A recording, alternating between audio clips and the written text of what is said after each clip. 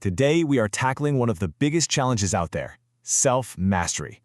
We're going to break down how to build real, lasting discipline in a world that, let's be honest, seems totally designed to crush it. So let's just jump right in with a question that probably feels a little too real. You know the drill, right? You decide you're going to make a change, you commit, you're going to try harder, use pure willpower, and then a few weeks later, you're just exhausted, frustrated, and you're right back where you started. So why does this keep happening? Why does all that effort just lead to burnout? Well, a lot of the time, the problem comes down to two completely different and kind of opposite ways of thinking about this. On one side, you've got the warrior. This is the mindset that says discipline is forged in the fire. It's all about willpower. But on the other side, you've got the architect, who says the real goal is to make willpower totally irrelevant through smart design. So let's break them both down. First up, the warrior. This is the path of, let's call it, brute force. It's the mindset that tells you that real discipline, the stuff that sticks, isn't found when you're comfortable. No, it's forged by facing the fight head-on every single day. You know, this quote just nails the warrior mentality, doesn't it? It's not supposed to be pretty. It's not about waiting to feel good or motivated. It's about getting down in the trenches and doing the raw, gritty work of confronting your own weaknesses and always choosing the harder path. So what does this look like in practice? Well, this is the warrior's code. It means you intentionally create a daily battle to harden your mind. It's about acting in spite of how you feel, not waiting for motivation to strike. This code says you gotta punish laziness right away, because that friction, that pain, is what creates change. You have to control your inputs, what you're reading, what you're watching, because that's how you control your mind. And at the end of the day, you always take the harder path because that's where the growth is. So when you boil it all down, the core belief of the warrior path is this: strength and character and discipline, they are the direct result of choosing to do hard things. You don't get stronger by making life easier. You get stronger by looking for the fight. But what if fighting every single day is actually the wrong way to go about it? Well, that brings us to path 2, the architect. This approach isn't about winning fights with willpower. It's about designing a world where you don't even have to fight in the first place. And this quote just flips the whole script, doesn't it? The goal isn't to win the battle against the cookie jar. The goal is to design an environment where there are no cookies in the house to begin with. You don't need more discipline, you just need a smarter setup. Okay, this is where it really clicks. Let's put them side by side. The warrior is getting all geared up to fight temptation. The architect just removes the temptation. It's gone. The warrior is using raw willpower to drag themselves to the gym.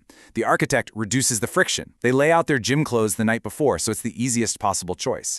And this last one is huge. The warrior pushes through stress, while the architect knows you have to regulate your stress first because that's the foundation for everything. And this is where the science gets really fascinating. Ever heard of stress-responsive fat? That stubborn belly fat, the visceral fat? It's not random. Think of it as your body's emergency energy stash. When you're chronically stressed out, your body thinks there's an emergency happening, so it literally holds on to that fuel for dear life. You can work out like a warrior all you want, but if your system is screaming emergency, your own biology is going to fight you every step of the way. So for the architect, it all comes down to this powerful idea: you don't rise to the level of your ambitions, you fall to the level of your systems. Your environment, your routines, they determine your results. Good intentions are nice, but a day designed to make the right choice the easy choice, that's what actually works. So, we've got the warrior charging into battle, and we've got the architect trying to prevent the battle from even starting. It feels like you have to pick a side, right? You're either one or the other. But what if that's the trap? What if they aren't enemies at all? What if they're partners? This right here is the whole secret. It's not one or the other. It's both. You need the architect's brilliant system, but you also absolutely need the warrior's grit and execution to show up even on the days you don't feel like it. A perfect plan with no action is just a dream. And pure action with no plan, that's just a recipe for burnout. You need both. So how do you actually do this? Well, here's the combined approach. First, you act like the architect. You design your environment to make good choices easy.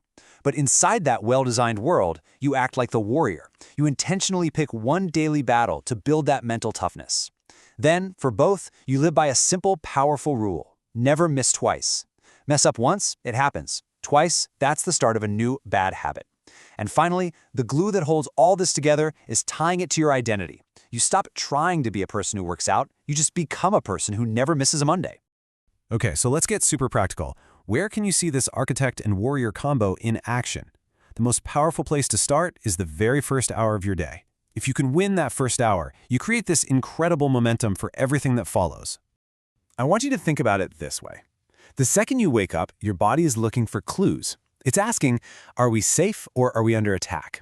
And when you immediately grab your phone, check emails, see stressful news, you're sending a giant threat signal. You're casting a vote for your body to go into storage mode. But when you stay calm, when you're intentional, you send a safety signal, and you cast a vote for burn mode. So here's the blueprint. This is the architect's design for the perfect first hour. But look at that first step, no phone. That requires a warrior's discipline. That's your first battle of the day, and most people lose it within seconds. After that, the architect's system kicks in. You hydrate with water and a pinch of salt to stabilize yourself. You get some natural light in your eyes to set your internal clock. You take a calm walk to lower stress. And notice when the coffee comes in? 90 minutes later. Stimulation only comes after you've established stability. And I really need to drive this point home. This is not just another trendy morning routine. This is about your biology. You are sequencing your nervous system correctly. You're using the architect's design to create a state of calm. And that calm isn't soft, it's powerful. Calm is metabolic leverage. It's the foundation that makes everything else, your diet, your workout, way, way more effective. And that really brings us to the final and most important thought. Every single day, your choices, your habits, your systems, they're all shaping who you're becoming. The thing is, this is happening whether you're paying attention to it or not. So the real question isn't if you're changing. The only question is that change happening by your design, or is it just happening by default? Is it intentional